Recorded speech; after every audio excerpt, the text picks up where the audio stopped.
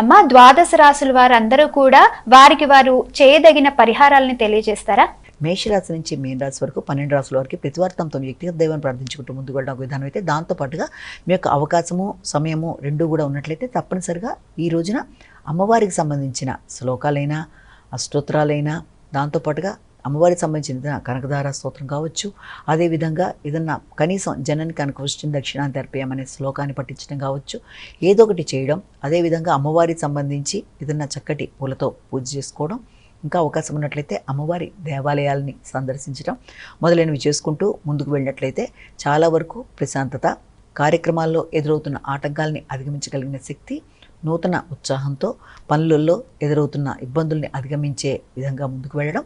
అంటే మీ గోచారరీత్యా ఏ రోజుకు ఆ రోజు ఎదురవుతున్న చిన్న స్వల్పపాటి సమస్యల్ని అధిగమించడానికి మీ ఇష్టదైవ ప్రార్థనలతో పాటుగా అవకాశం ఉన్నట్లయితే ఆ రోజు చెప్పే శ్లోకాలైనా, లేకపోతే అష్టకాలైనా అష్టోత్తరాలైనా, అమ్మవారికి సంబంధించిన దేవాలైనా ఏది అనుకూలంగా మీకు అనుకూలంగా ఉంటే అది చేయడం, లేకపోతే వినడం మొదలైన చేసుకుంటూ ముందుకు పెడితే ఎదురవుతున్న చిన్న చిన్న సమస్యల్ని అధిగమించడానికి ఎక్కువ శాతం అవకాశం ఉంటుందని మనం ఇక్కడ భావన చేయొచ్చు.